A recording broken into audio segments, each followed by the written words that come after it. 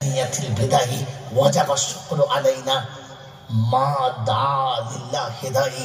আল্লাহ রাসূল সব বাচ্চাদের কবিতা শুনে, কবিতা আবৃত্তি শুনে এত খুশি হয়েছিলেন, উটের পিঠ থেকে নেমে মদিনার কচি কচি বাচ্চাদের মাথায় হাত থেকে বলেছিলেন, ও মদিনার কচি কচি বাচ্চারা, আমি আমার মাতৃভূমি ছেড়েছি, শৈশব আর কৈশোরের জায়গা ছেড়েছি, আমার যৌবনকালের জায়গা ছেড়েছি, সব ছেড়ে তোমাদের কাছে এসেছি। কোনদিন তোমরা আমাকে মদিনা থেকে চলে যেতে বলবে না তো?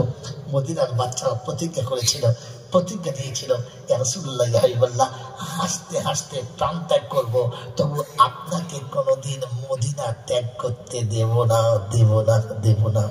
মদিনার ইতিমের কথা আল্লাহ কবুল করে নিয়েছেন।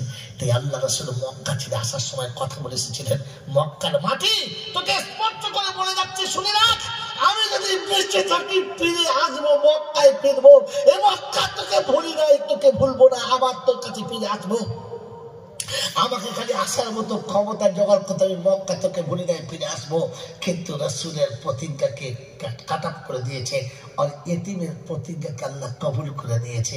আল্লাহ পাক হাবিব মদিনার ইতিম কথা দিয়েছে, প্রাণ ত্যাগ করবে তবু আপনাকে ত্যাগ করবে না। তাই কিয়ামত পর্যন্ত মদিনাতেই আপনাকে থাকতে হবে, মদিনা থেকে আর মক্কা যাওয়া যাবে না। উহুদের প্রান্তরে আল্লাহ রাসূল যখন শাহাদাত বরণের খবর উঠে গেছে, মক্কার কচি কচি বাচ্চারা স্তব্ধ হয়ে গেছে, রাসূলের মুখের দাঁত ভেঙে গেছে, মুখটা ব্যথা হয়ে গেছে, কপালে তীরের আঘাত লেগেছে, আল্লাহ অচৈতন্য অবস্থায় গর্তের ভিতরে পড়ে গেছে। বহু কষ্টের পরে মক্কার সমস্ত, মদিনার সমস্ত মানুষ ছত্রভঙ্গ হয়ে গেছে।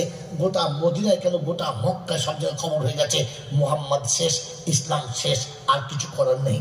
আল্লাহ নবীকে তারপরে হয়তো আলী কাদ্দামাল্লাহ ওয়াজহু তুললেন, নিয়ে এলেন মদিনাতে, মদিনায় চলে এলেন। তার পরের দিন, একদিন পরে এলেন, আসার পরে বসিয়েছেন, কপাল দিয়ে দরদর করে কাঁচা রক্ত আসছে, তখনও পর্যন্ত রক্ত বন্ধ হয় নাই। হয়তো ফাতেমা জোহরা খেজুরের চাটাইকে পুড়িয়ে ছাই করে বাপের ফেটে যাওয়া জায়গাতে চেপে ধরে বসে আছেন রক্ত বন্ধ করার জন্য।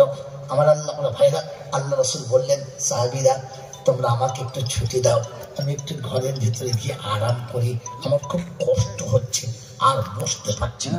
আমার বন্ধুরা, আমার আল্লাহ ভাইরা, আল্লাহ নবীর কথা শুনে সব সাহাবী সাইড নিয়েছেন।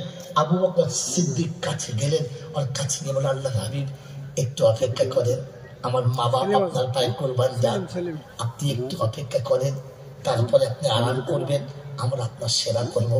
আল্লাহ রাসূল বললেন, আবু বকর, দাঁতের যন্ত্রণায় মুখ খুলতে পারছি না, কপালের যন্ত্রণায় বসতে পারছি না, আমি আরাম করি, তুমি পছন্দ করো না, আমি আরাম করি, তোমার ইচ্ছা চাই না। বলি, ইয়া রাসূলুল্লাহ ইয়া হাবিবাল্লাহ, আপনার, আমার মা বাবা আপনার পায়ে কোরবান যান, আপনি ভুল বুঝবেন না, আপনার স্মরণ থেকে সরে গেছে, আপনি বিস্মরণ হয়ে গেছেন। মনে পড়ে যেদিন মক্কা থেকে মদিনা এসেছিলেন, মদিনার ছোট্ট ছোট্ট বাচ্চাগুলো আপনার কাছে প্রতিজ্ঞা করেছিল, হাসতে হাসতে প্রাণ ত্যাগ করতে পারি, আপনাকে ত্যাগ করবো না। আল্লাহর হাবিব, কাল যখন ঘোষণা হয়েছিল আপনি শাহাদাত বরণ করেছেন, মদিনার দুধের বাচ্চা মায়ের কোলে যে দুধ টেনেছে, দ্বিতীয়বার দুধটা ঢালে দেয়, যারা রাস্তায় খেলতে নেমেছে ওখানেই বসে আছে, এখনো বাড়ি ফিরে নাই।